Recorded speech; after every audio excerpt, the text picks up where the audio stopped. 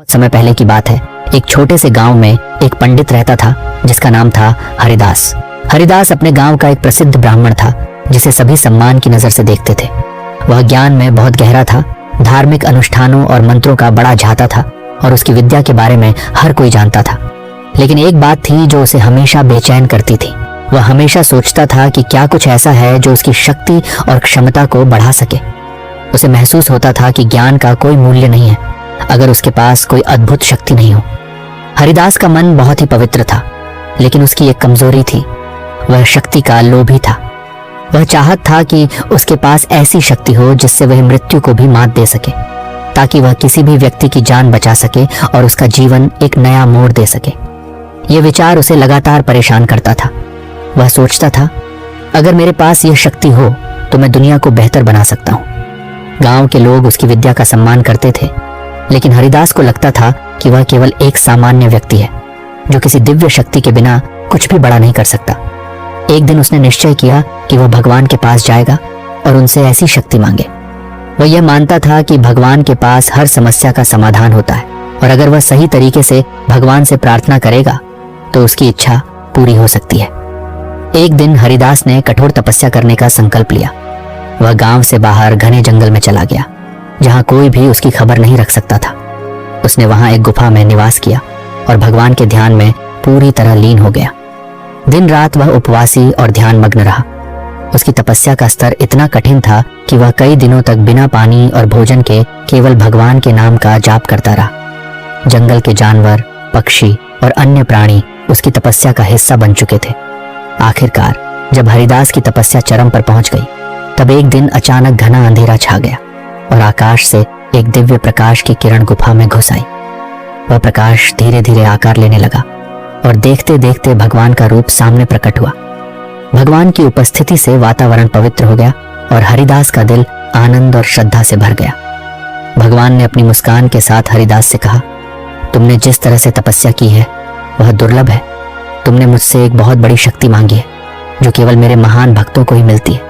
मैं तुम्हारी तपस्या से प्रसन्न हूँ। बताओ तुम्हारी इच्छा क्या है? हरिदास ने भगवान की ओर नमन करते हुए कहा, हे भगवान, मैं तुम्हारा सदैव भक्त हूँ, लेकिन मेरी एक प्रबल इच्छा है। मैं चाहता हूँ कि मुझे एक ऐसी शक्ति प्राप्त हो जिससे मैं मृतकों को जीवित कर सकूं। मैं यह शक्ति इसलिए चाहता हूँ ताकि मैं इस संसार में किसी भी दुखी व्यक्ति की मदद कर सकूं और अगर कोई मर जाए तो मैं उसे वापस जीवित कर सकूं। भगवान ने उसकी बात ध्यान से सुनी और फिर कहा, तुम्हारी इच्छा बहुत नेक है हरिदास, लेकिन याद रखना यह शक्ति बहुत बड़ी और खतरनाक हो सकती है। इसका प्रयोग सोच समझकर करना। इस शक्ति का दुरुपयोग कभी मत करना, क्योंकि इससे बड़े परिणाम हो सकते हैं। भगवान ने एक दिव्य पौधा हरिदास को दिया जिसमें संजीवनी की शक्तियां थीं। यह पौधा खास था और भगवान ने इसे हरिदास के हाथों में सौंपते हुए कहा, यह तुम्हारी शक्ति है। जब भी आवश्यकता हो इसका प्रयोग करो, लेकिन सावधानी रखना। हरिदास ने भगवान का आशीर्वाद लिया और बहुत ही श्रद्धा से वह दिव्य पौधा अपने साथ रख लिया। भगवान के दर्शन के बाद उसका आत्मविश्वास आसमान को छूने जैसा था। वह जानता था कि अब उसके पास ऐसी शक्ति है जो उसे सबसे महान बना सकती है। वह खुशी से भगवान का धन्यवाद करते हुए गांव की ओर चल पड़ा। गांव लौटते वक्त हरिदास के मन में तरह तरह के विचार चल रहे थे। वह सोच रहा था कि अब उसकी स्थिति बहुत बदलने वाली है। अब मैं सबसे शक्तिशाली बन सकता हूँ, कोई भी मुझे रोक नहीं सकेगा। लेकिन तभी एक ख्याल उसके मन में आया, क्या सच में यह शक्ति सही है? क्या भगवान ने मुझे बिना किसी कारण के इतनी बड़ी शक्ति दे दी? यह विचार उसके मन को परेशान करने लगा, लेकिन फिर उसने इसे झटकते हुए सोचा। भगवान ने कहा था कि इसका प्रयोग सोच समझकर करना, और मुझे यकीन है कि भगवान ने मुझसे कोई छल नहीं किया। मुझे केवल इस शक्ति का सही तरीके से उपयोग करना होगा। तभी जंगल में चलते हुए उसकी नजर एक मरे हुए शेर पर पड़ी। शेर का शरीर पड़ा था और उसके पास से कोई भी गुजरने की हिम्मत नहीं करता था। हरिदास के मन में तुरंत एक विचार आया, क्यों ना इस शेर पर संजीवनी का प्रयोग करूं और देखूं कि भगवान ने जो शक्ति दी है वह सचमुच काम करती है या नहीं। उसे लगा कि यह शेर मर चुका है और वह इसे जीवित कर सकता है। हरिदास ने तुरंत भगवान द्वारा दी गई संजीवनी के कुछ पत्ते उठाए और शेर के मुंह में डाल दिए। पत्ते डालते ही एक अद्भुत घटना घटी। शेर की देह में हलचल होने लगी, उसकी आंखों में एक चमक आ गई और वह धीरे धीरे उठने लगा। शेर का शरीर अब फिर से जीवित हो चुका था। शेर ने अपनी आंखें खोली और दहाड़ते हुए हरिदास की ओर दौड़ पड़ा। हरिदास को अपनी गलती का एहसास हुआ, लेकिन तब तक बहुत देर हो चुकी थी। शेर की तेज दहाड़ और उसकी खौफनाक नजरें हरिदास की ओर बढ़ रही थीं। हरिदास ने भगवान से प्रार्थना की, हे भगवान, मुझे माफ कर दो। मैंने आपकी दी हुई शक्ति का सही उपयोग नहीं किया, लेकिन अब कोई वापसी नहीं थी। शेर ने उसे अपनी ताकत से खींच लिया और उसे अपने जबड़े में समेट लिया। हरिदास की आखिरी आवाज हवा में खो गई। उसकी जीवन की यात्रा यहीं समाप्त हो गई। हरिदास की मृत्यु के बाद पूरे गांव में शोक की लहर दौड़ गई। लोग हैरान थे कि वह महान पंडित, जो हर किसी को अपनी विद्या से प्रभावित करता था, अचानक कैसे गायब हो गया। गांव में उसकी अनुपस्थिति का एहसास हर किसी को हुआ। उसका नाम अब तक प्रत्येक घर में श्रद्धा से लिया जाता था, लेकिन कोई नहीं जानता था कि उसकी अचानक गायब होने के पीछे क्या कारण था। कुछ समय तक गांव वाले यही सोचते रहे कि शायद हरिदास ने कोई नई तपस्या शुरू की होगी या वह कहीं और अपने ज्ञान का प्रचार करने गया होगा। लेकिन एक दिन गांव के पास के जंगल से एक तीव्र आह निकलने की आवाज आई। यह आवाज इतनी भयावह थी कि गांव के लोग सहम गए। किसी ने कहा, यह तो हरिदास का ही स्वर है। लेकिन जब कोई जंगल में जाकर देखता तो वहां केवल एक मरा हुआ शेर ही पड़ा होता और उसकी लाश के पास हरिदास का लहूलुहान शव पड़ा था। गांव वाले यह देख नहीं पाए कि उनके सम्मानित पंडित की मृत्यु एक महान भूल के कारण हुई थी। हरिदास का अहंकार और घमंड उसकी मौत का कारण बना था। जिस शक्ति के लिए उसने भगवान से दीक्षा ली थी, वही शक्ति अब उसे नष्ट करने का कारण बन गई। हरिदास ने अपनी शक्ति का दुरुपयोग किया और इसके परिणाम के रूप में उसकी जान चली गई। गांव में हरिदास की मौत की खबर फैलने के बाद कुछ समझदार और वृद्ध व्यक्ति धीरे धीरे उस घटना पर चर्चा करने लगे। वे यह समझाने लगे कि भगवान ने उसे शक्ति दी थी, लेकिन उसकी असली परीक्षा यह थी कि वह उस शक्ति का कैसे उपयोग करता। हरिदास का यह घमंड कि वह अब मृत्यु को भी मात दे सकता है, उसकी आत्मा की सबसे बड़ी विफलता थी। उसकी मृत्यु का कारण सिर्फ उसकी घमंड की भावना थी, जिसने उसे सोचने नहीं दिया कि कोई शक्ति अगर बिना विवेक और समझदारी के काम में लाई जाए तो वह आत्मा को नष्ट करने का कारण बन सकती है। उसे तो यही सीखना चाहिए था कि भगवान की दी हुई कोई भी शक्ति इंसान को केवल दूसरों की भलाई के लिए होती है, न कि अपनी अहंकार को संतुष्ट करने के लिए। भगवान ने उसे शक्ति दी थी, लेकिन वह समझ नहीं सका कि शक्ति के साथ जिम्मेदारी भी आती है। कुछ दिन बाद भगवान फिर से उस स्थान पर प्रकट हुए जहां हरिदास ने अपनी शक्ति का दुरुपयोग किया था। भगवान ने शेर की लाश को देखा और फिर अपनी दिव्य आंखों से उन घटनाओं को पुनः महसूस किया। भगवान ने फिर अपनी कृपा से शेर की मृत देह को पुनः जीवित कर दिया, ताकि हरिदास की गलती को दुनिया जान सके और यह समझ सके कि कोई भी शक्ति अगर गलत हाथों में चले तो उसके परिणाम भयंकर हो सकते हैं। सभी गांव वाले भगवान के इस अद्भुत कार्य को देखकर हैरान थे। भगवान ने उन्हें यह सिखाया कि भगवान की दी हुई शक्ति का कोई भी गलत इस्तेमाल जीवन को नष्ट कर सकता है। भगवान ने सभी को यह संदेश दिया, शक्ति बड़ी होती है, लेकिन अगर उसका प्रयोग निष्ठा और विवेक से न किया जाए तो वह शिखर से गिराकर ध्वस्त कर देती है। भगवान ने हरिदास की गलती से हुई मृत्यु के बाद गांव वासियों को एक गहरी शिक्षा दी। उन्होंने कहा, शक्ति का उपयोग केवल अच्छाई के लिए और जीवन के सर्वोत्तम उद्देश्यों के लिए करना चाहिए। एक व्यक्ति को कभी भी अपनी शक्ति का अहंकार नहीं करना चाहिए। जीवन में जब भी शक्ति मिले तो वह दूसरों के भले के लिए हो, न कि अपने स्वार्थ के लिए।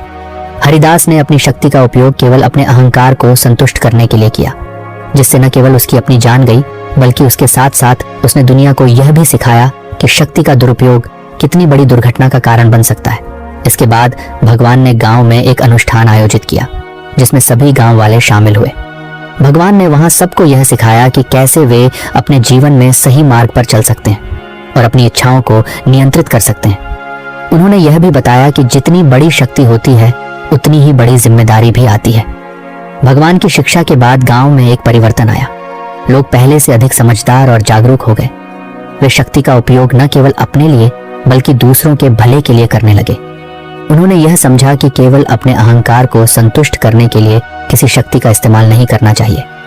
हरिदास की गलती से वे सबक लेकर गांव वाले अब यह सुनिश्चित करते थे कि अगर उन्हें किसी भी प्रकार की शक्ति प्राप्त हो तो वह केवल उस शक्ति का उपयोग सकारात्मक कार्यों के लिए करें, न कि खुद को सबसे ऊपर दिखाने के लिए।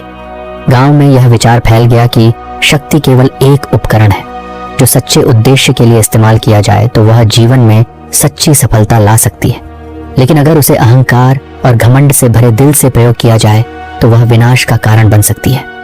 गांव में समय के साथ शांति और समृद्धि आई और भगवान की दी हुई शिक्षा हमेशा लोगों के दिलों में जीवित रही।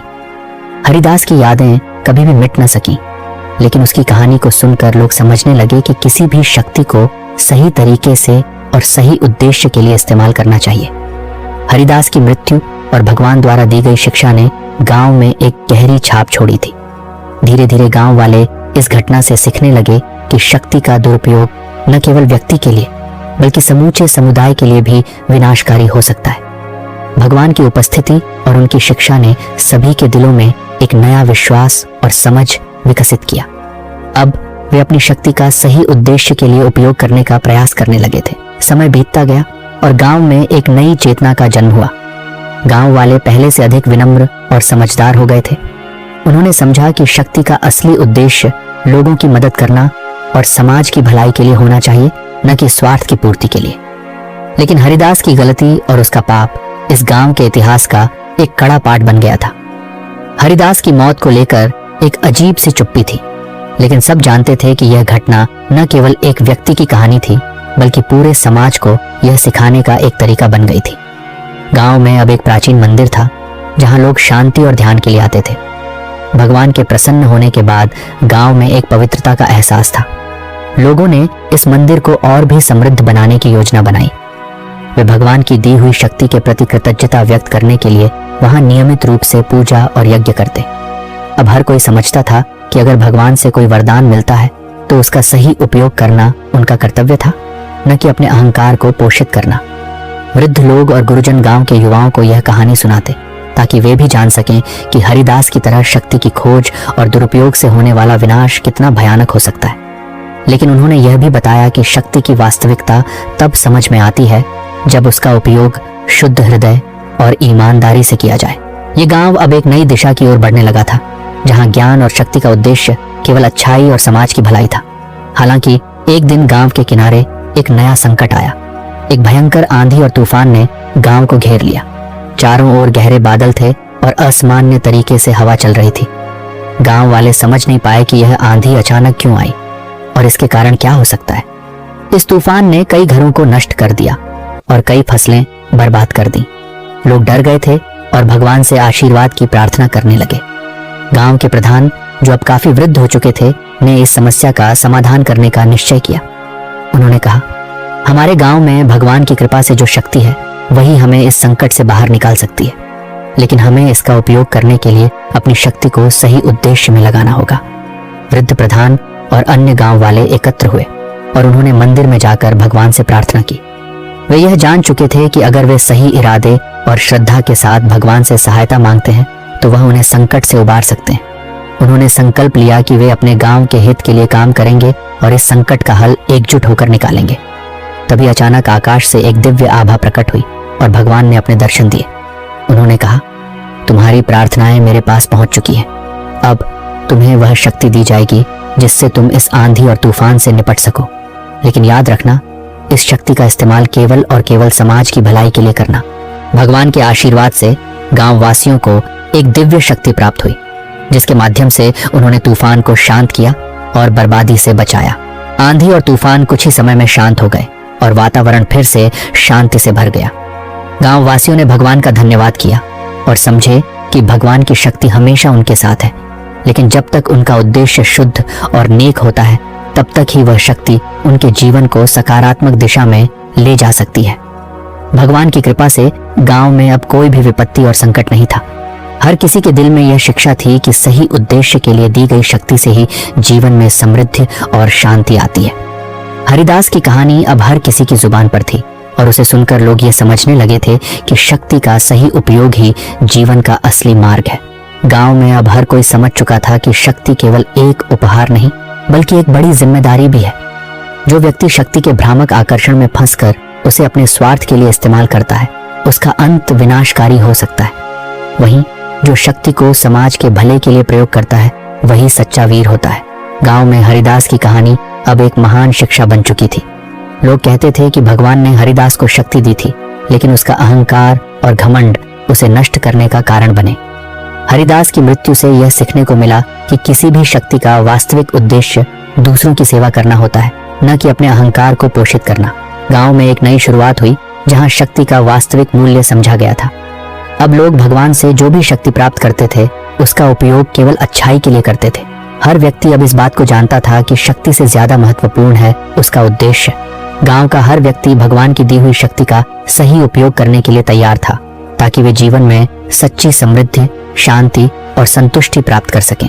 गांव के भीतर हरिदास की कहानी, उसकी गलती और भगवान द्वारा दी गई शिक्षा अब गहरे स्तर पर गूंजने लगी थी। वह कोई साधारण कहानी नहीं थी, बल्कि वह जीवन के बड़े सिद्धांतों की द्योतक बन चुकी थी। हर व्यक्ति, चाहे वह युवा हो या वृद्ध, अब इस कड़वी सच्चाई को समझने लगा था कि शक्ति केवल एक साधन है और अगर वह गलत हाथों में जाती है तो वह विनाशकारी हो सकती है। यह कथा अब गांव के हर घर में गूंज रही थी और गांव के लोग समझने लगे थे कि वास्तव में भगवान की दी हुई शक्ति का एकमात्र उद्देश्य दूसरों की मदद करना है, न कि अपनी अहमियत बढ़ाने या अहंकार को बढ़ावा देने के लिए। वृद्ध प्रधान, जो पहले भी गांव के मामलों को बड़े ध्यान से देखते थे, अब और भी गंभीर हो गए थे। उन्होंने इस शिक्षा को फैलाने का कार्य अपने जीवन का उद्देश्य बना लिया था। उन्होंने एक बैठक बुलाई और गांव के सभी लोगों से कहा, अब हम उस समय से बाहर आ चुके हैं जहां शक्ति केवल बाहरी दिखावे के लिए थी। अब हमें समझना होगा कि शक्ति का सही इस्तेमाल क्या होता है। हमें जीवन के सभी क्षेत्रों में अच्छाई और नैतिकता के सिद्धांतों को लागू करना होगा। केवल तभी हम अपने गांव को असली शांति और समृद्धि की ओर ले जा सकते हैं। प्रधान के शब्दों ने गांव वासियों में एक नई जागरूकता का संचार किया। ये एक सामूहिक प्रयास था। लोग पहले से कहीं अधिक एकजुट हुए और हर किसी के मन में यह भावना दृढ़ हो गई कि किसी भी प्रकार की शक्ति का उपयोग करने से पहले हमें यह समझना होगा कि क्या वह दूसरों के भले के लिए है या फिर केवल अपने स्वार्थ के लिए। अब गांव में एक नई शुरुआत हो रही थी। गांव वासियों ने तय किया कि वे न केवल भगवान की शिक्षा को अपने जीवन में लागू करेंगे, बल्कि वे इसे एक प्रकार से समुदाय के हर व्यक्ति तक पहुंचाएंगे।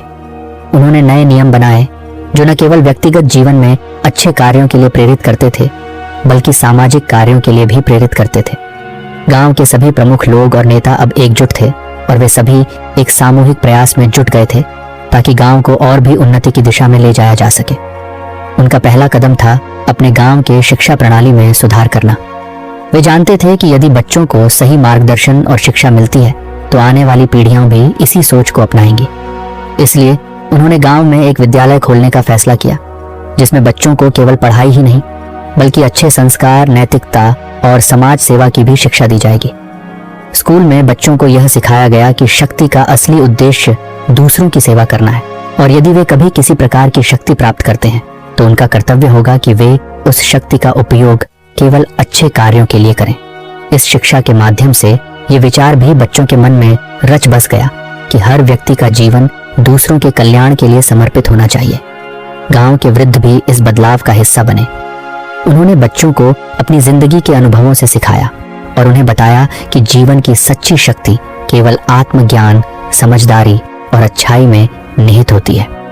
वे बच्चों को यह समझाने में सफल रहे कि शक्ति का उपयोग केवल अपनी क्षमता को बढ़ाने के लिए नहीं बल्कि दूसरों के लिए करने से वास्तविक संतुष्टि मिलती है। वृद्ध प्रधान ने यह भी सुनिश्चित किया कि गांव में होने वाली हर धार्मिक अनुष्ठान, यज्ञ या पूजा में लोगों को यह शिक्षा दी जाए। जब भी कोई समारोह होता, सभी को यह बताया जाता कि भगवान ने हर किसी को किसी न किसी रूप में शक्ति दी है और हमें उसे सही उद्देश्य के लिए उपयोग करना चाहिए। इस प्रक्रिया में उन्होंने यह सुनिश्चित किया कि कोई भी व्यक्ति अपनी शक्ति को अपने अहंकार को संतुष्ट करने के लिए नहीं बल्कि समाज की सेवा के लिए इस्तेमाल करे। गांव में एक नई सामूहिक भावना का जन्म हुआ। लोग अब न केवल अपने लिए जीते थे बल्कि दूसरों की भलाई के लिए भी काम करने लगे थे। उन्होंने अब यह समझा था कि यदि किसी को शक्ति मिलती है तो वह एक बड़ा उत्तरदायित्व होता है। किसी भी प्रकार की शक्ति का दुरुपयोग समाज के लिए हानिकारक हो सकता है। गांव में एक घटना ने इस सबक को और भी गहरा कर दिया। कुछ समय बाद एक नजदीकी गांव में एक महामारी फैल गई। वहां के लोग इस महामारी से जूझ रहे थे और उनका स्वास्थ्य संकट में था। गांव के लोगों ने तुरंत एक सामूहिक प्रयास किया और तय किया कि वे महामारी से प्रभावित गांव वासियों की मदद करेंगे। गांव के प्रधान और अन्य प्रमुख व्यक्ति यह जान गए थे कि इस संकट को केवल एकजुट होकर ही हराया जा सकता है। उन्होंने अपना सारा ध्यान और संसाधन उस गांव के लिए समर्पित कर दिया। उन्होंने चिकित्सा सामग्री, भोजन, पानी और अन्य आवश्यक वस्तुओं को भेजा। इसके साथ ही गांव वासियों ने उन लोगों को आश्रय दिया जो अपनी जान बचाने के लिए इस गांव में शरण लेने आए थे। गांव वासियों ने न केवल अपनी शक्ति का इस्तेमाल किया, बल्कि उन्होंने अपने दिलों में यह भावना भी रखी कि यह सब कुछ समाज की भलाई के लिए किया जा रहा है। उन्होंने समझा कि किसी को भी शक्ति मिलती है तो उसका कर्तव्य है कि वह उस शक्ति का उपयोग दूसरों की सेवा के लिए करे, ताकि समाज को उस शक्ति का लाभ हो सके। समय के साथ यह मदद करना एक स्थायी आदत बन गया। गांव के लोग हर जगह अपना योगदान देने लगे, चाहे वह प्राकृतिक आपदाएं हों या फिर सामाजिक कार्य। उन्होंने यह महसूस किया कि शक्ति केवल अपनी समस्याओं का समाधान नहीं है, बल्कि यह दूसरों की समस्याओं को हल करने का एक माध्यम है। अब यह गांव केवल एक उदाहरण बन चुका था कि कैसे एक व्यक्ति की गलती और उसकी सीख पूरी समुदाय को एक बेहतर दिशा में ले जा सकती है। गांव में अब हर कोई यह जानता था कि भगवान ने किसी को भी जो शक्ति दी है वह केवल उसकी परख के लिए होती है। यदि वह शक्ति उस व्यक्ति को सही मार्ग पर चलने के लिए प्रेरित करती है तो वह शक्ति केवल अच्छाई और समाज की सेवा में लगानी चाहिए। गांव में बहुत धीरे धीरे एक स्थायी परिवर्तन आया। हर व्यक्ति, हर परिवार और हर बच्चा अब यह समझता था कि जीवन का असली उद्देश्य केवल स्वयं के लिए नहीं है। असल में यह समाज की भलाई और अच्छाई के लिए काम करने का एक अवसर है। अगली कहानी, ब्राह्मण और उसका सपना। बहुत समय पहले एक छोटे से गांव में एक ब्राह्मण रहता था जिसका नाम दीननाथ था। वह अत्यंत गरीब था और उसका जीवन बहुत ही कठिनाइयों से भरा हुआ था। दीननाथ का चेहरा उसकी गरीबी और दुख का प्रतीक था। उसका तन मटमैला और पहनावा पुराना था, लेकिन उसकी आंखों में एक विचित्र सी चमक थी जो उसकी उम्मीदों और इच्छाओं को दर्शाती थी। वह गांव के बाहर एक छोटे से झोपड़े में अकेला रहता था और उसकी दिनचर्या बहुत ही साधारण और अकेली थी। उसका दिन उस समय शुरू होता जब वह गांव के मंदिर के पास भिक्षाटन करने निकलता। दीननाथ का स्वभाव स्वाभाविक रूप से संकोची था। वह किसी से ज्यादा बातचीत नहीं करता था और खुद को ही अपनी दुनिया में खोए हुए महसूस करता था। लोगों को वह गरीब और छोटे मोटे दिखने वाले ब्राह्मण के रूप में जानता था। कभी वह मंदिर के पास भिक्षाटन करने जाता और कभी किसी घर से दयालुता दिखाने पर कुछ भोजन मिलता। यही उसका जीवन था, छोटा लेकिन संतुष्ट। उसका किसी चीज से कोई बड़ा सपना नहीं था। उसका विश्वास था कि जीवन में जो कुछ भी मिल जाए वही सबसे अच्छा है। लेकिन एक दिन दीननाथ का जीवन एक अनहोनी घटना से बदलने वाला था। उस दिन वह एक मंदिर के पास भिक्षाटन कर रहा था और जैसे ही वह वहां बैठा था, एक व्यक्ति आया और उसे बड़ी प्यार से चावल की खीर दी। ये खीर उसके लिए एक दुर्लभ तोहफा थी, क्योंकि इतने समय से उसे ऐसी खीर नहीं मिली थी। दीननाथ ने इस खीर को अपनी छोटी सी मिट्टी की कटोरी में रखा और खुश होकर उसे अपने बिस्तर के पास टांग लिया। उसका मन अजीब तरह से प्रसन्न था।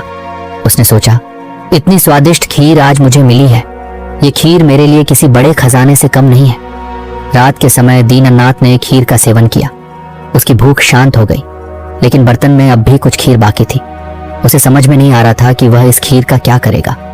उसने खीर को अपनी मिट्टी की कटोरी में रखा और सोचने लगा कि इसका क्या किया जाए। वह बर्तन को देखकर कुछ देर के लिए चुप हो गया और फिर धीरे धीरे सोने चला गया। लेकिन उस रात उसकी नींद में अजीब सा बदलाव आया। जब दीननाथ सोया तो उसे एक अजीब सा सपना आया। सपना इतना स्पष्ट और जीवंत था कि वह उसे पूरी तरह से महसूस करने लगा। उसने देखा कि वह वही खीर का बर्तन अपने पास रखे हुए है, लेकिन अब यह उसका जीवन बदलने वाला है। सपने में वह सोचता है, अगर कभी शहर में खाने की कमी हो जाए तो मैं इस खीर को 100 चांदी के सिक्कों में बेच सकता हूँ। इन चांदी के सिक्कों से मैं 1 या 2 बकरियां खरीद लूंगा। बकरियां मेरे लिए बहुत फायदेमंद होंगी। दीननाथ ने सोचा कि बकरियों से उसे हर महीने दुग्ध प्राप्त होगा और वह दूध बेचकर और अधिक पैसा कमा सकेगा। उसकी कल्पनाओं में बकरियां, गाय और भैंसें, सारी चीजें एक एक करके आने लगी। उसका सपना धीरे धीरे विस्तार पाने लगा। वह सोचने लगा, अगर मैं इतना पैसा बना लूं तो एक दिन मैं बड़ा सा घर खरीद सकता हूँ। वह घर आयताकार होगा जिसमें 4 बड़े कमरे होंगे। हर कमरे में सारा सुख सुविधा होगा। एक दिन जब मैं इतना समृद्ध हो जाऊं तो एक सम्मानित ब्राह्मण मुझे अपनी बेटी का विवाह मुझसे करवा देगा।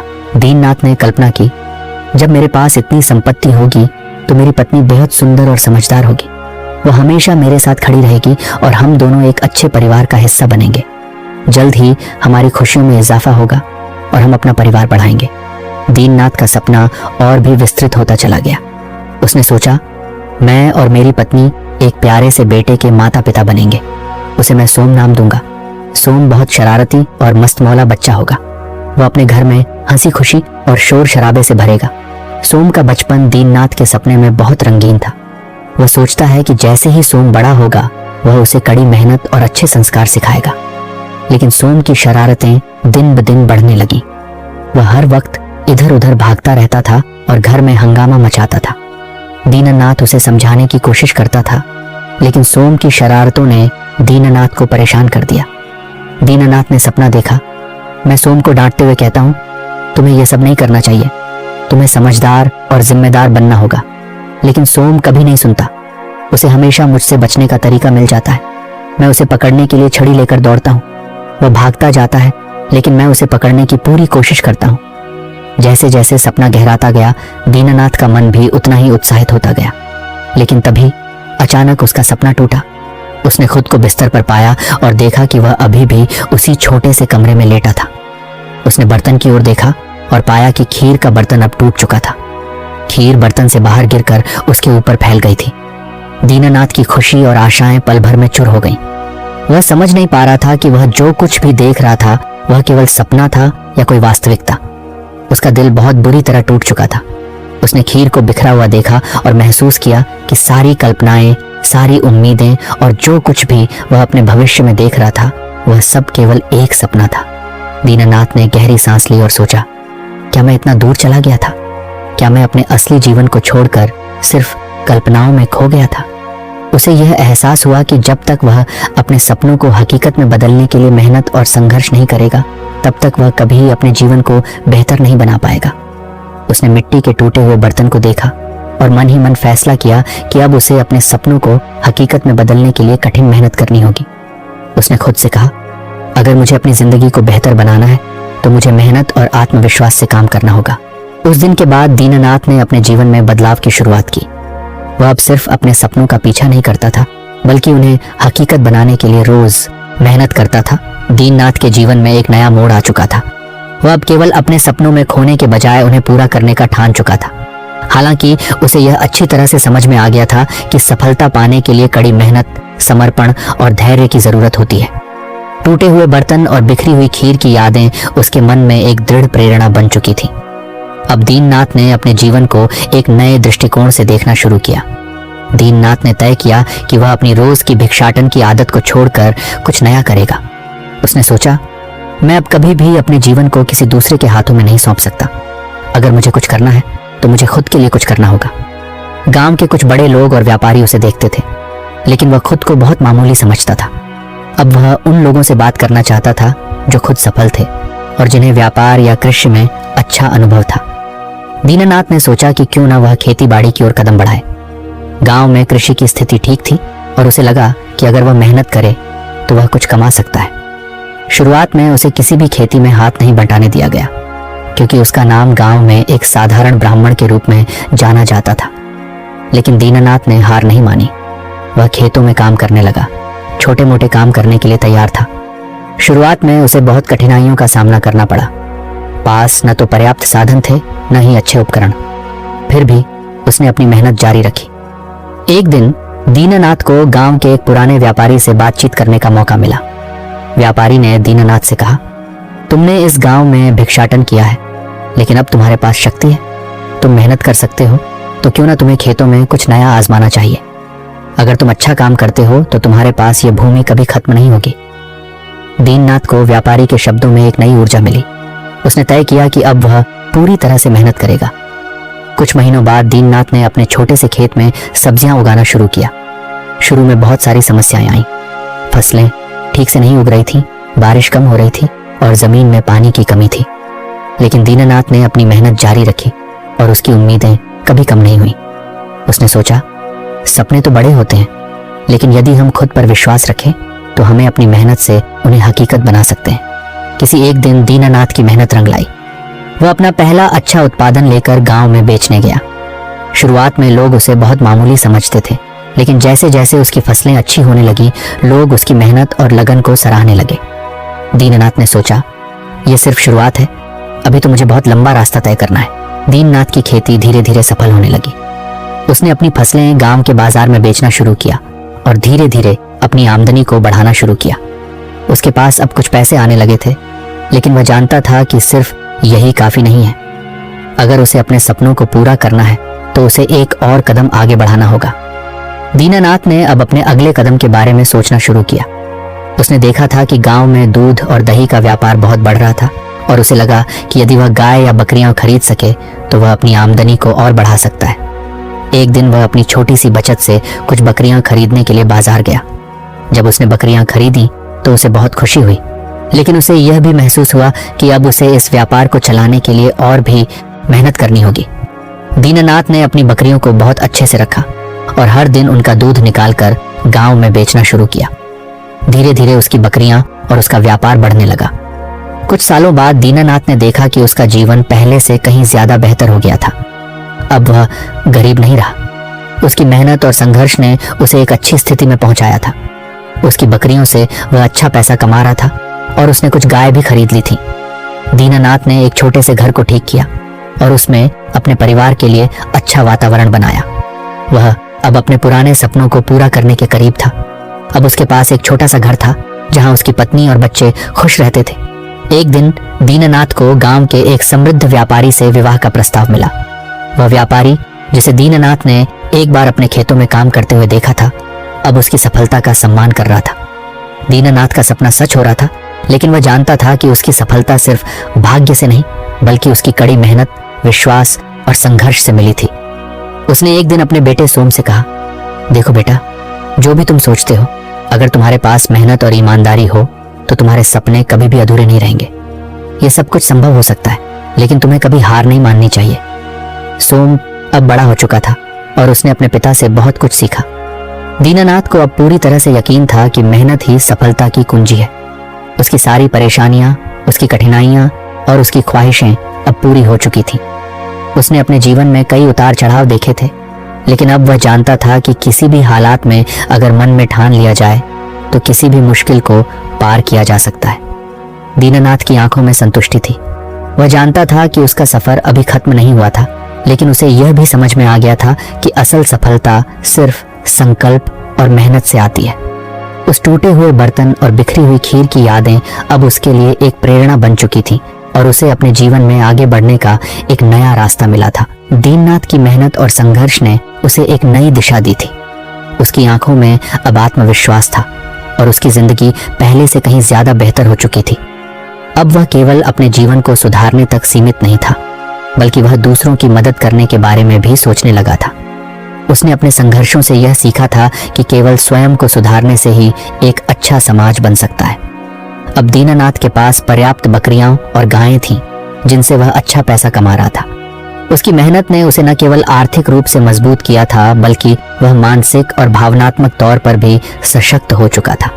उसकी रोजी रोटी अब उसके द्वारा की गई कड़ी मेहनत पर निर्भर थी, न कि किसी अन्य से मिले चंद पैसों पर। एक दिन गांव में एक बड़ा सम्मेलन हुआ, जिसमें आसपास के गांवों के लोग भी शामिल हुए। दीनानाथ को सम्मेलन में भाग लेने का निमंत्रण मिला। वह पहले तो थोड़ा संकोच करता था, लेकिन फिर उसने सोचा, यह मौका मुझे अपने गांव और समाज के लिए कुछ करने का मिल सकता है। सम्मेलन में जब दीनानाथ ने अपने अनुभव साझा किए तो लोग उसकी मेहनत, संघर्ष और सफलता को सुनकर प्रभावित हुए।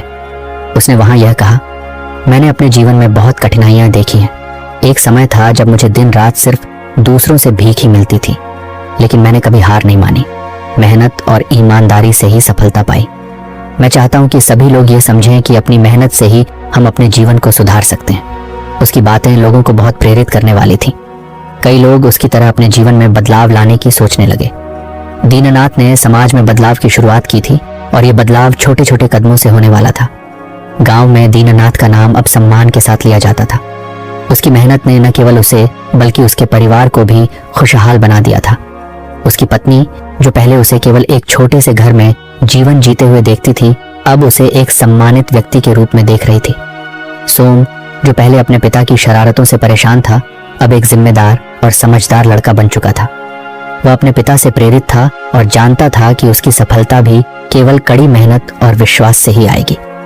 एक दिन दीनानाथ ने सोम से कहा, देखो बेटा, तुम्हारे जीवन में भी कठिनाइयां आएंगी, लेकिन तुम कभी हार मत मानना। हम दोनों ने जीवन की कड़ी सच्चाइयों को महसूस किया है। तुम्हें यह याद रखना चाहिए कि जीवन में कभी भी कोई शॉर्टकट नहीं होता। मेहनत ही सबसे बड़ा रास्ता है। सोम ने अपने पिता की बातों को पूरी तरह से समझा और उसने ठान लिया कि वह भी अपनी जिंदगी में कुछ बड़ा करेगा। अब दीनानाथ का परिवार एक मजबूत और एकजुट परिवार बन चुका था और हर किसी का जीवन खुशहाल और सुरक्षित था। दीननाथ ने अब अपने सपनों को और बड़े स्तर पर फैलाने का मन बनाया। उसने अपने गांव के आसपास के लोगों के लिए कुछ और प्रयास किए।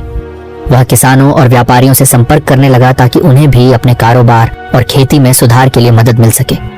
धीरे धीरे दीनानाथ के पास और भी लोग आने लगे जो उसकी सलाह लेना चाहते थे। उसने गांव के छोटे किसानों को इकट्ठा किया और उन्हें खेती के नए तरीकों के बारे में सिखाया। वह उन्हें बताता था कि कैसे बेहतर बीज चुनें, कैसे फसल को सही तरीके से उगाएं और सबसे महत्वपूर्ण बात, कैसे मेहनत से अपने जीवन को बदलें। उसके शब्दों में एक ऐसा आकर्षण था जो लोगों को प्रेरित करता था। बातें केवल योजनाओं तक सीमित नहीं थी, बल्कि उसने खुद अपनी मेहनत और संघर्ष से उन बातों को वास्तविकता में बदला था। दीनानाथ की सफलता सिर्फ आर्थिक नहीं थी, उसकी सफलता का असली अर्थ था कि उसने खुद को और अपने परिवार को सशक्त किया। उसने समाज में बदलाव लाने के लिए अपनी छोटी छोटी कोशिशें शुरू की थी। उसकी नजर अब सिर्फ अपने परिवार पर नहीं थी, बल्कि पूरे गांव और समाज की भलाई पर भी थी। एक दिन दीनानाथ गांव के स्कूल में बच्चों के सामने खड़ा था। उसने बच्चों से कहा, जो सपना तुम देख रहे हो वह केवल तुम पर निर्भर करता है कि उसे कैसे पूरा करोगे। मेहनत करो, ईमानदारी से काम करो और कभी भी अपने सपनों से दूर मत भागो। सपने दिखाना आसान है, लेकिन उन्हें साकार करना सबसे कठिन है। बच्चों ने उसकी बातों को ध्यान से सुना। उन्हें दीनानाथ का जीवन एक प्रेरणा की तरह लगा और वे भी जीवन में कुछ बड़ा करने के लिए प्रेरित हो गए। दीननाथ अब अपने जीवन के सबसे महत्वपूर्ण हिस्से में था। वह जानता था कि उसकी यात्रा खत्म नहीं हुई थी, बल्कि अब यह एक नई दिशा में मोड़ ले रही थी। उसकी सोच अब सिर्फ अपने परिवार तक सीमित नहीं रही थी, बल्कि वह समाज के हर एक व्यक्ति की भलाई के बारे में सोचता था। उसने अपने परिवार को एक नई दिशा दी थी। उसकी पत्नी अब उसे एक सम्मानित व्यक्ति के रूप में देखती थी और सोम ने अपने पिता की तरह समाज में बदलाव लाने की ठानी थी। दीनानाथ जानता था कि समाज में सच्चे बदलाव के लिए बहुत समय और मेहनत की आवश्यकता होती है, लेकिन वह इससे डरता नहीं था। दीनानाथ की कहानी इस बात का प्रमाण है कि जीवन में चाहे कितनी भी कठिनाइयां आएं, अगर हमारी मेहनत सच्ची हो तो हम किसी भी स्थिति को बदल सकते हैं। दीनानाथ ने हमें यह सिखाया कि किसी भी परिस्थिति से बाहर निकलने के लिए सबसे पहले खुद पर विश्वास और कठोर परिश्रम होना चाहिए। उसके जीवन से यह शिक्षा मिलती है कि सपने तभी सच हो सकते हैं जब हम उन्हें हकीकत बनाने के लिए पूरी मेहनत से काम करें। अब दीनानाथ न केवल एक सफल व्यक्ति था, बल्कि उसने एक ऐसे समाज की नींव रखी थी जहां हर व्यक्ति अपने संघर्षों को साझा कर सके और एक दूसरे की मदद कर सके। उसकी यह यात्रा हमें यह सिखाती है कि अगर हमें सच्चे उद्देश्य के साथ जीवन जीने की दिशा मिल जाए तो न केवल हम खुद को बदल सकते हैं, बल्कि पूरे समाज को बदलने की ताकत भी रख सकते हैं। अगली कहानी मन की झोली। एक समय की बात है, एक छोटे से गांव में एक प्रसिद्ध संत रहते थे। उनका नाम था आचार्य साक्षी। आचार्य साक्षी के प्रवचन पूरे गांव में प्रसिद्ध थे। उनकी बातें न केवल साधारण लोगों के जीवन को छू जाती थीं, बल्कि बड़े बड़े विद्वान भी उनके उपदेशों को गहराई से समझने की कोशिश करते थे। आचार्य साक्षी का विश्वास था कि हर व्यक्ति के भीतर एक अदृश्य शक्ति होती है जो उन्हें उनके जीवन का उद्देश्य समझने में मदद कर सकती है। बस इसे समझने की आवश्यकता होती है। आचार्य साक्षी के प्रवचन का एक खास तरीका था। वह हमेशा उपदेश देने से पहले शांति से ध्यान में बैठते और फिर बहुत गहरे विषयों पर चर्चा करते। उनका मानना था कि हर व्यक्ति को अपने जीवन के उद्देश्य को समझने के लिए खुद को शांत करना जरूरी है। एक दिन आचार्य साक्षी ने अपने आश्रम के प्रांगण में एक सभा का आयोजन किया, जिसमें सभी गांव वाले और दूर दूर से लोग आए थे। सभा के दौरान उन्होंने एक महत्वपूर्ण उपदेश दिया। समय बड़ी तेजी से हाथों से फिसलता जा रहा है। जीवन का हर पल अनमोल है, इसलिए इसे व्यर्थ में न गंवाओ, आचार्य साक्षी ने गहरी आवाज में कहा। सभा में बैठे लोग स्तब्ध हो गए। उनके शब्द जैसे उनके हृदय में समा गए थे। किसी के लिए यह बस एक सामान्य उपदेश था, जबकि कुछ लोग इस शब्दों को गहराई से समझने की कोशिश कर रहे थे। सभा समाप्त होने के बाद आचार्य साक्षी ने अपने प्रिय शिष्य दर्शन से कहा, आओ दर्शन, थोड़ी देर चलकर आते हैं। दर्शन ने सिर झुकाया और उनके साथ चल पड़ा। वे आश्रम के मुख्य दरवाजे तक ही पहुंचे थे कि आचार्य साक्षी ने एक जगह रुकने का इशारा किया। सभा के बाद लोग बाहर आ रहे थे और इस कारण एक बड़ी भीड़ हो गई थी। अचानक एक महिला की आवाज सुनाई दी, आचार्य, मैं नृत्यांगना हूं, आज मेरे नृत्य का कार्यक्रम सेठ के घर था, पर मैं इसे भूल चुकी थी। आपने कहा समय हाथ से निकलता जा रहा है, और अचानक मुझे अपना कार्यक्रम याद आ गया। वो महिला आचार्य साक्षी के पास आई और विनम्रता से बोली। आचार्य साक्षी ने उस महिला की ओर देखा और हल्के से मुस्कुराए। समय की महत्वता को समझना हर किसी के लिए जरूरी है, चाहे वह एक नर्तकी हो या कोई और। महिला ने आभार व्यक्त किया और चली गई। इसके बाद एक डाकू आकर खड़ा हुआ। उसने कहा, आचार्य, मैं आपसे कुछ नहीं छिपाऊंगा। मुझे आज रात एक घर में डाका डालने जाना था, लेकिन आपका उपदेश सुनते ही मुझे अपनी योजना याद आ गई। अब मैं अपने रास्ते से लौट रहा हूं। आचार्य साक्षी ने शांतिपूर्वक उसे देखा। तुम्हारे जीवन में भी समय का महत्व है। तुम इसे समझ सको तो यह तुम्हारे लिए एक नई राह बन सकती है। वह डाकू सिर झुकाकर चुपचाप चला गया। इसके बाद धीरे धीरे एक वृद्ध व्यक्ति भी आकर खड़ा हुआ। उसकी आंखों में जीवन की गहरी थकान थी। उसने आचार्य साक्षी से कहा, आचार्य, मैं जीवन भर धन दौलत प्रतिष्ठा और परिवार की चिंता में उलझा रहा। अब मेरी उम्र ढलने लगी है और मृत्यु की ओर बढ़ते हुए मुझे यह एहसास हो रहा है कि मेरा जीवन व्यर्थ ही बीत गया। आज आपने जो कहा उससे मेरी आंखें खुल गई हैं। अब मैं अपने पुराने मोह माया को छोड़कर केवल निर्वाण की राह पर चलना चाहता हूँ। आचार्य साक्षी ने वृद्ध व्यक्ति को अपनी ओर देखा और कहा, जो तुम कह रहे हो वह सही है। जीवन में समय का सही उपयोग ही हमारे आत्मा के उद्धार का मार्ग है। अब तुम्हारा रास्ता बिल्कुल सही दिशा में है। इस तरह की बातें सुनकर दर्शन कुछ देर चुप रहा। वह सोचने लगा कि कैसे आचार्य साक्षी का एक साधारण सा उपदेश इतने विभिन्न लोगों के जीवन को प्रभावित कर रहा है। जब सभा खत्म हुई और लोग चले गए तो आचार्य साक्षी ने दर्शन से कहा, देखो दर्शन, मैंने एक ही उपदेश दिया था, लेकिन हर किसी ने उसे अपनी समझ के अनुसार लिया। यह दर्शाता है कि हर व्यक्ति का जीवन और उसका अनुभव अलग होता है। जिस तरह से हर व्यक्ति की क्षमता अलग होती है, वैसे ही उसकी झोली भी अलग होती है। दर्शन ने प्रश्न किया, आचार्य, क्या इसका मतलब यह है कि हर व्यक्ति का दृष्टिकोण अलग होता है और वही उसके जीवन की सच्चाई बन जाती है? आचार्य साक्षी ने कहा, हाँ दर्शन, ठीक कहा तुमने। हर व्यक्ति की मन की झोली अलग होती है और जितना ज्ञान वह उस झोली में समेट सकता है उतना ही वह अपने जीवन में सुधार कर सकता है। जो लोग अपने मन को शांत रखते हैं और ज्ञान को आत्मसात करते हैं, वही जीवन में उच्चतम लक्ष्य तक पहुंच पाते हैं। यह सुनकर दर्शन को गहरी समझ आई। उसे महसूस हुआ कि आचार्य साक्षी का हर शब्द एक गहरी सत्यता का प्रतीक है। वह आचार्य के साथ चलता रहा, लेकिन अब उसकी नजरें नई दृष्टि से जीवन को देखने लगी थी। इस तरह आचार्य साक्षी का एक साधारण उपदेश न केवल कई व्यक्तियों के जीवन को प्रभावित कर चुका था, बल्कि दर्शन को भी एक नई दिशा देने में सफल हो गया था। अब वह यह समझ चुका था कि जीवन में किसी भी प्रकार की सच्चाई को समझने के लिए सबसे पहले अपने मन को शुद्ध और शांत करना आवश्यक होता है। आचार्य साक्षी से हुई उस मुलाकात के बाद दर्शन का जीवन पूरी तरह से बदल गया था। उसकी आंखों में अब एक नई चमक थी और मन में न जाने कितनी शंकाएं और सवाल थे। वह अब अपने जीवन को एक नए दृष्टिकोण से देखता था। आचार्य साक्षी के शब्दों ने उसके भीतर एक गहरी जागरूकता का संचार किया था और उसे अब यह समझ में आने लगा था कि जो कुछ भी जीवन में हो रहा था वह केवल एक छोटे से क्षण की तरह है जो बीतकर चला जाता है। दर्शन के मन में आचार्य साक्षी के दिए गए उपदेश के बारे में कई सवाल थे। वह लगातार सोचता था कि अगर समय का मूल्य समझना जरूरी है तो इसका सही उपयोग कैसे किया जाए।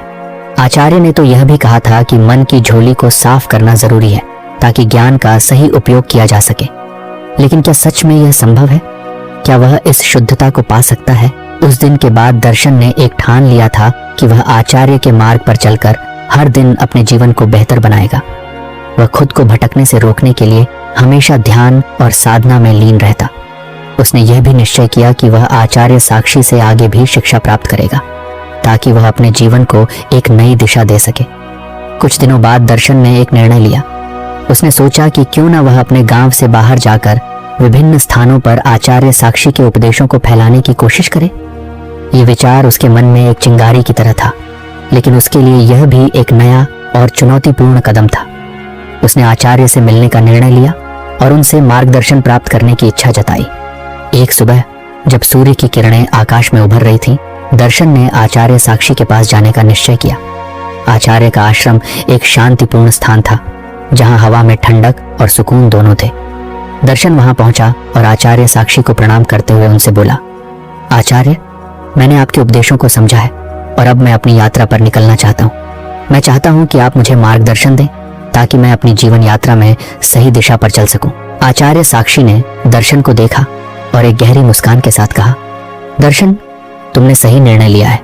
जीवन की यात्रा में कभी भी दिशा की आवश्यकता होती है, और यदि तुम यह महसूस कर रहे हो कि तुम सही रास्ते पर चलने की तैयारी कर रहे हो तो तुम्हें खुद को पूरी तरह से उस मार्ग में समर्पित कर देना चाहिए। फिर आचार्य ने उसे एक महत्वपूर्ण उपदेश दिया। यात्रा केवल भौतिक यात्रा नहीं होती, बल्कि यह आंतरिक यात्रा भी है। जब तुम बाहर की दुनिया को समझने का प्रयास करोगे तो तुम्हें अपने अंदर की दुनिया को भी समझना होगा। यही आत्मज्ञान का रास्ता है। तुम जो कुछ भी अनुभव करोगे उसे अपने भीतर उतारने का प्रयास करो ताकि तुम सच्चे ज्ञान को आत्मसात कर सको। दर्शन ने आचार्य की बातों को सुना और उसे एक नया दृष्टिकोण मिला।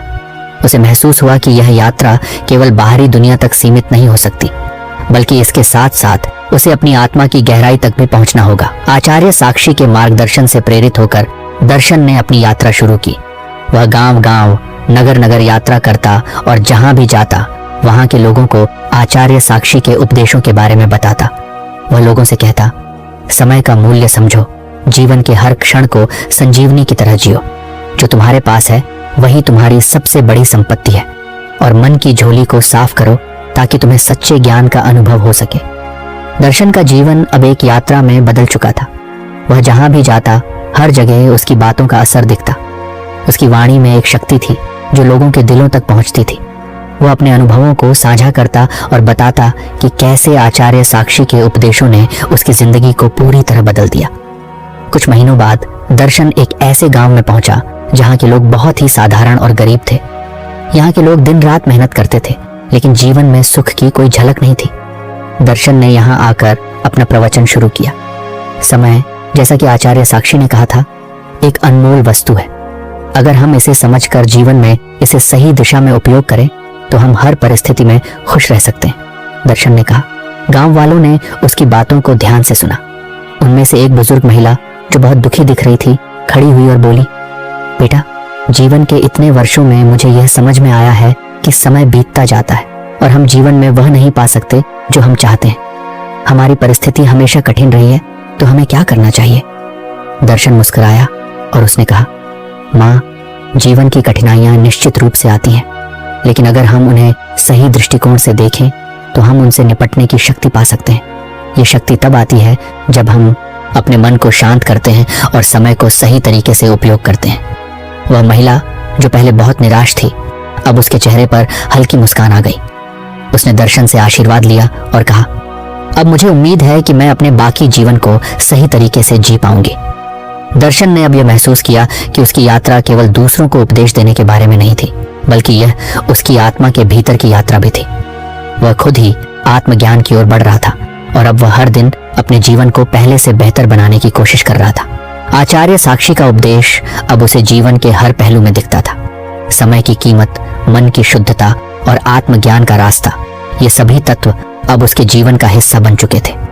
इस यात्रा ने दर्शन को यह सिखाया कि ज्ञान प्राप्ति केवल किसी किताब या उपदेश से नहीं होती, बल्कि यह जीवन के हर अनुभव से होती है जो हमें आत्मसात करना होता है। दर्शन की यात्रा को कुछ समय हो चुका था और उसने अब तक बहुत कुछ सीखा था। वह जो भी स्थान पर जाता वहां के लोगों के जीवन में एक नई रोशनी लाने में सफल हो जाता। उसकी बातें दिलों को छूने वाली होती और लोग उसके उपदेशों को आत्मसात करने की कोशिश करते थे। लेकिन अब उसे एक नई चुनौती का सामना करना पड़ा। एक दिन दर्शन एक दूरदराज गांव में पहुंचा जहां के लोग बहुत ही आत्मनिर्भर थे, लेकिन किसी भी प्रकार के आध्यात्मिक विचारों से दूर रहते थे। यहाँ के लोग खेती किसानी और व्यापार में इतने व्यस्त थे कि उनका जीवन केवल भौतिक सुख सुविधाओं तक ही सीमित था। कोई भी व्यक्ति अपने जीवन के उद्देश्य के बारे में नहीं सोचता था। वहां के लोग कर्म के प्रति सच्चे थे, लेकिन आत्मज्ञान की राह से वे बिल्कुल अनजान थे। दर्शन ने सोचा कि वह इस गांव में भी आचार्य साक्षी के उपदेशों का महत्व बताएगा, ताकि यहाँ के लोग भी जीवन के वास्तविक उद्देश्य को समझ सकें। लेकिन ये एक बड़ी चुनौती थी, क्योंकि लोग अपने पुराने विश्वासों में काफी अडिग थे और नई बातों को स्वीकारने में कठिनाई महसूस करते थे। दर्शन ने एक खुले स्थान पर प्रवचन देना शुरू किया। पहले की तरह वह अब भी समय की महत्ता, जीवन के उद्देश्य और मन की शुद्धता पर जोर दे रहा था। उसकी आवाज में वही पुरानी आत्मविश्वास और शांति थी, लेकिन यहाँ लोग उस पर ध्यान नहीं दे रहे थे। कुछ लोग उसकी बातें सुनते थे, लेकिन उनकी आंखों में शंका और अविश्वास था। एक दिन एक व्यक्ति ने उसके प्रवचन के बीच में बोलना शुरू किया, तुम कहते हो कि समय अनमोल है और जीवन को एक उद्देश्य के साथ जीना चाहिए, लेकिन हम यहाँ हर दिन अपनी जिंदगी बसर कर रहे हैं, मेहनत कर रहे हैं। हमारे पास समय नहीं है इन सब बातों पर ध्यान देने का। हम यहाँ अपने परिवार के लिए काम करते हैं, यही हमारा उद्देश्य है। तुम हमें कोई नई बातें क्यों बता रहे हो? दर्शन ने उस व्यक्ति को शांति से सुना और फिर कहा, मैं समझता हूँ कि तुम लोगों के पास अपने परिवार और अपने काम के लिए बहुत जिम्मेदारियां हैं, लेकिन क्या तुमने कभी सोचा है कि सिर्फ कर्म से ही जीवन का उद्देश्य पूरा नहीं होता? अगर तुम अपना काम सही से करते हो तो भी तुम्हारी आत्मा को शांति चाहिए, और यह शांति तभी मिलेगी जब तुम समय को सही तरीके से समझोगे। वह व्यक्ति चुप हो गया, लेकिन बाकी लोग उसकी बातों को लेकर आपस में चर्चा करने लगे। कुछ लोग तो उसे समझने की कोशिश कर रहे थे, जबकि कुछ लोग उसकी बातें सुनकर और भी ज्यादा ऊहापोह में पड़ गए थे। दर्शन ने हार नहीं मानी। वह लगातार प्रवचन देता रहा और धीरे धीरे कुछ लोग उसकी बातों को समझने लगे। उनमें से एक व्यक्ति था जो पहले उसकी बातों का विरोध करता था। उसका नाम शंकर वाडावन था। शंकर एक बेहद मेहनती व्यक्ति था, लेकिन उसकी आंखों में हमेशा एक खालीपन था, जैसे वह जीवन में कुछ खोने का डर महसूस करता हो। एक दिन शंकर दर्शन के पास आया और बोला, तुम कहते हो कि कर्म से जीवन का उद्देश्य पूरा नहीं होता, लेकिन क्या इसका मतलब यह है कि हमें अपने काम को छोड़ देना चाहिए और सिर्फ आत्मज्ञान की ओर ध्यान केंद्रित करना चाहिए? दर्शन ने उसे एक गहरी मुस्कान के साथ देखा और कहा, नहीं शंकर, मैंने ऐसा नहीं कहा। मैं सिर्फ यह कह रहा हूं कि यदि तुम्हारे कर्म में आत्मा की शांति और उद्देश्य नहीं है तो तुम केवल बाहरी कामों में फंसकर जीवन का असली उद्देश्य नहीं पा सकते। कर्म और आत्मज्ञान दोनों का संतुलन चाहिए। तुम्हें अपने कर्मों को उद्देश्यपूर्ण तरीके से करना चाहिए और साथ ही अपने मन की शुद्धता की ओर भी ध्यान देना चाहिए। शंकर कुछ देर चुप रहा और फिर उसकी आंखों में एक चमक आई। वह बोला, तुम्हारी बातों में कुछ ऐसा है जो मुझे पहले कभी महसूस नहीं हुआ। शायद मुझे भी इस दिशा में सोचना चाहिए। समय के साथ शंकर और अन्य गांव वाले दर्शन के उपदेशों को समझने लगे। वे धीरे धीरे यह महसूस करने लगे कि कर्म का उद्देश्य केवल भौतिक सफलता नहीं, बल्कि आंतरिक शांति और आत्मज्ञान प्राप्त करना भी है। शंकर ने अपने काम में संतुलन लाना शुरू किया। अब वह अपनी मेहनत को सिर्फ धन कमाने के रूप में नहीं देखता था, बल्कि उसे यह समझ में आया कि उसका हर कर्म एक बड़ी धारा का हिस्सा है जो जीवन के उद्देश्य की ओर बढ़ता है। वह अब हर दिन अपने कर्मों को बिना किसी शिकायत के करता और साथ ही अपने मन को शुद्ध रखने के लिए ध्यान और साधना करता। वह जान चुका था कि कर्म और आत्मज्ञान दोनों में संतुलन बनाना आवश्यक है, और जैसे जैसे शंकर का जीवन बदल रहा था, गांव में भी एक हलचल सी मच गई थी। लोग धीरे धीरे आचार्य साक्षी के उपदेशों को समझने लगे थे और अपने जीवन में सुधार लाने का प्रयास कर रहे थे। दर्शन को अब यह महसूस होने लगा था कि उसकी यात्रा का असली उद्देश्य केवल लोगों को उपदेश देना नहीं, बल्कि यह था कि वह हर एक व्यक्ति के भीतर के सत्य को उजागर कर सके। वह जानता था कि हर किसी की अपनी एक मन की झोली होती है और उसे उसी झोली के हिसाब से ज्ञान प्राप्त करना होता है। अब दर्शन ने ठान लिया था कि वह अपना जीवन इसी उद्देश्य के लिए समर्पित करेगा, लोगों को यह समझाने के लिए कि समय का मूल्य, कर्म का उद्देश्य और आत्मज्ञान के बीच का संतुलन ही जीवन का असली अर्थ है। गांव में बदलाव आ चुका था। अब लोग केवल कर्म ही नहीं, बल्कि जीवन के उद्देश्य को भी समझने लगे थे। वे अब केवल भौतिक सुख सुविधाओं के पीछे नहीं भाग रहे थे, बल्कि वे अपने जीवन के अंदर की शांति और संतुलन को भी ढूंढ रहे थे। और इस सब का श्रेय था दर्शन के उस एक उपदेश को जिसे उसने आचार्य साक्षी से सीखा था। अंत में दर्शन ने आचार्य साक्षी से एक और मुलाकात का विचार किया। वह जानता था कि उसकी यात्रा अब तक आधी थी और उसे आगे बढ़ने के लिए और अधिक ज्ञान की आवश्यकता थी। वह आत्मसात करने के लिए तैयार था और वह जानता था कि यह मार्ग कभी खत्म नहीं होता। ये एक निरंतर यात्रा है जो जीवन भर चलती रहती है। अब जब दर्शन ने अपने ज्ञान को फैलाना शुरू किया था तो उसकी यात्रा एक नई दिशा की ओर बढ़ने लगी थी। उसने न केवल गांवों में लोगों को अपने उपदेशों से जागरूक किया था, बल्कि अपने भीतर भी गहरी आत्मखोज शुरू कर दी थी। आचार्य साक्षी के उपदेशों को उसने अपने जीवन का हिस्सा बना लिया था और हर दिन उसे समझने की कोशिश करता था कि जीवन में संतुलन कैसे पाया जा सकता है। दर्शन अब हर जगह एक शिक्षक के रूप में पहचाना जाने लगा था। उसकी आंखों में एक अनोखी चमक थी, जैसे वह किसी गहरे सत्य को समझ चुका हो। वह अब अपने अनुभवों को साझा करने के लिए और अधिक तत्पर था। और हर जगह उसे सुनने वाले लोग उसकी बातों को ध्यान से सुनते थे। लेकिन फिर भी उसे एक सवाल बहुत परेशान करता था। क्या उसका यह ज्ञान पूरी तरह से शुद्ध था? क्या वह खुद भी अपने जीवन में उस शुद्धता को महसूस कर पा रहा था, जैसा कि आचार्य साक्षी ने उसे सिखाया था? एक दिन जब दर्शन एक और गांव में पहुंचा तो उसने महसूस किया कि वहां के लोग उसे श्रद्धा की नजर से देख रहे थे। वे उसे एक गुरु की तरह मानने लगे थे और उसकी बातें सुनने के लिए दूर दूर से लोग आने लगे थे। लेकिन उसे समझ में आ गया कि लोग उसे बाहर से श्रद्धा दे रहे थे, लेकिन क्या वे सचमुच उसके उपदेशों को समझ पा रहे थे? दर्शन ने यह सवाल आचार्य साक्षी से पूछा, जिनका नाम अब उसके दिल में एक आदर्श की तरह बैठ चुका था। वह आचार्य के पास गया और उनसे कहा, आचार्य, मैंने अब तक अपनी यात्रा में बहुत कुछ सीखा है, लेकिन मुझे लगता है कि मैं अब भी पूरी तरह से अपने ज्ञान और उपदेशों में शुद्ध नहीं हो पाया हूँ। लोग मुझे श्रद्धा की नजर से देखते हैं, लेकिन क्या मैं सचमुच उनके जीवन में कोई वास्तविक परिवर्तन ला पा रहा हूँ? आचार्य साक्षी ने दर्शन की बात ध्यान से सुनी और फिर उत्तर दिया, दर्शन, तुम्हारी यात्रा में यह सवाल उठना स्वाभाविक है, क्योंकि जब तुम दूसरों को सिखाते हो तो तुम्हें सबसे पहले खुद को ही समझने की जरूरत होती है। ज्ञान की असली पहचान तब होती है जब तुम खुद को पूरी तरह से शुद्ध कर लेते हो। जो ज्ञान तुम दूसरों को दे रहे हो वह तुम्हारे भीतर कितना गहराई से बैठा है, ये तुम्हें खुद देखना होगा। आचार्य की यह बातें दर्शन के दिल को छू गईं।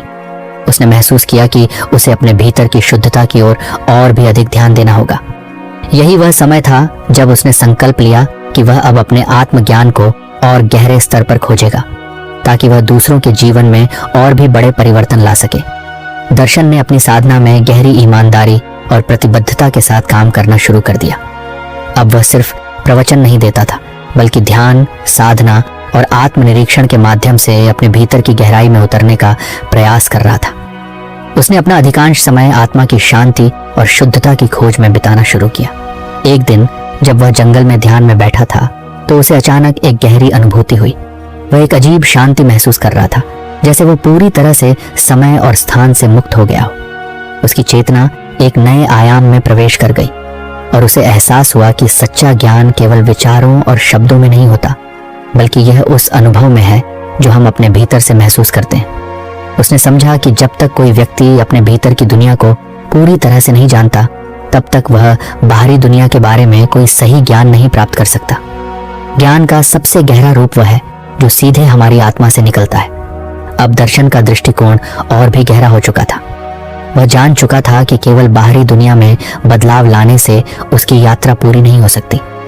उसे अपनी यात्रा को और भी गहरे स्तर पर ले जाना था। दर्शन ने अब खुद को केवल एक शिक्षक के रूप में नहीं देखा, बल्कि एक साधक के रूप में भी देखा। वह जानता था कि उसे पहले अपनी आत्मा को शुद्ध करना होगा, फिर वह दूसरों को भी उस शुद्धता की राह पर ले जा सकता था। वह सोचने लगा कि अब उसका उद्देश्य केवल दूसरों को उपदेश देना नहीं, बल्कि उन्हें यह अनुभव कराना है कि जीवन का असली उद्देश्य बाहरी सफलता नहीं, बल्कि आंतरिक शांति और आत्मज्ञान है। वह जानता था कि यह एक लंबी और कठिन यात्रा होगी, लेकिन अब वह पूरी तरह से तैयार था। अब दर्शन के जीवन में बदलाव आया। उसकी साधना और आत्मा की शांति उसे एक नई दिशा में ले जा रही थी। अब वह केवल अपने शब्दों से ही नहीं, बल्कि अपने कार्यों और अनुभवों से लोगों को प्रेरित करता था। उसकी उपदेशों का प्रभाव पहले से कहीं अधिक गहरा था। वह जानता था कि जीवन में सबसे महत्वपूर्ण चीज यह है कि हम अपने भीतर की शांति और संतुलन को बनाए रखें। जब हम खुद को सही दिशा में चलने के लिए तैयार करते हैं तो हमें बाहरी दुनिया से कोई फर्क नहीं पड़ता।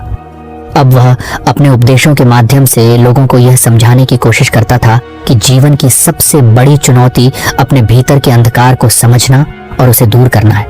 यही सच्चे ज्ञान की शुरुआत है। दर्शन की यात्रा अब एक नई अवस्था में प्रवेश कर चुकी थी।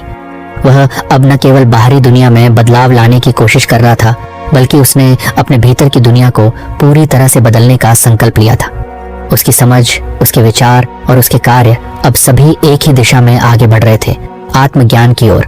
आचार्य साक्षी के उपदेशों को आत्मसात करते हुए दर्शन ने यह समझा कि जीवन की असली यात्रा अपनी आत्मा की गहराई तक पहुंचने की है, और यही वह रास्ता था जिस पर चलकर वह सचमुच अपने जीवन का उद्देश्य समझ सकता था। अब उसकी यात्रा केवल दूसरों को उपदेश देने की नहीं, बल्कि आत्मा की शांति और शुद्धता की खोज की थी। और इस यात्रा में वह कभी रुकने वाला नहीं था, क्योंकि यह यात्रा अंतहीन थी, जैसे समय की धारा जो हमेशा बहती रहती है।